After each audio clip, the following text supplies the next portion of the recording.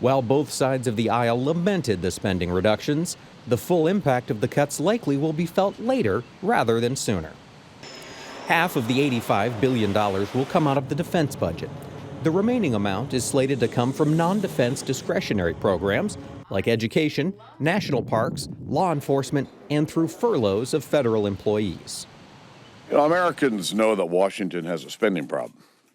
It's hurting families, it's hurting small businesses, and it must be addressed. The President told me directly back in December, we don't have a spending problem. In the nearly 4 years since Senate Democrats last passed a budget, government spending has driven our national debt to over $16 trillion. That's more than $52,000 for every man, woman, and child in our country. And I don't believe the debt is a result of insufficient taxation.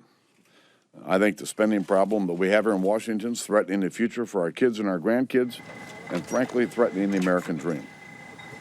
The issue is not technical. The issue is political.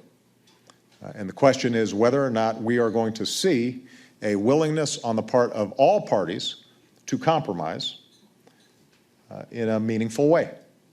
And what that means is Democrats have to accept the need for entitlement reform. But it also means that Republicans have to accept the need for additional revenues if we're going to be able to actually close this deficit and provide the kind of certainty that you need to make your long-term investments. Delays in deployments of aircraft carriers and potential furloughs of more than 1 million federal employees seem far removed from the general population. Despite the distance, some aspects of the cuts will have a direct effect on those who live and work in rural America. According to officials with the United States Department of Agriculture and the Food and Drug Administration, food safety inspections will be curtailed. FDA Commissioner Margaret Hamburg says the cuts may mean 2,100 fewer food safety inspections, which could mean an increased risk for consumers.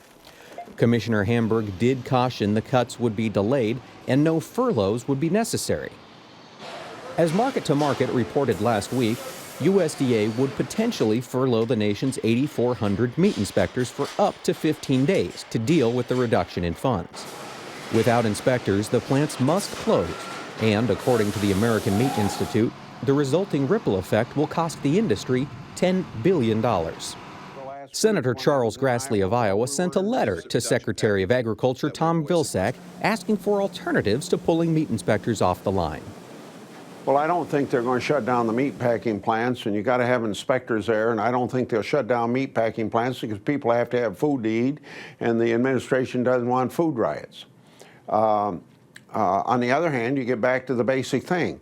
Why would you question the safety of food for our consumers when there's other people in the agriculture department could take the layoffs or the furloughs and deal with it that way? You got to prioritize, and meat inspection has to have a top priority out of the Department of Agriculture. While the law states the cuts are to be applied uniformly to all programs, projects, and activities within a budget account, those inside the Beltway have a broad interpretation of how the cuts will be made. Republicans and Democrats did attempt to stave off the sequester several times this week, but to no avail. We have moved a bill in the House twice. We should not have to move a third bill before the Senate gets off their ass and begins to do something. One plan put forward by Senate Democrats included cutting farm programs by $27.8 billion over the next decade. Senator Grassley, a Republican, was not pleased the farm bill was being made into a political football. The only spending the other side is willing to cut is farm subsidies. Using farm subsidies to help pay for sequester replacement puts Agriculture Committee in quite a problem area. While $85 billion sounds like a lot of money, the sequester accounts for less than 3% of this year's $3.6 trillion federal budget.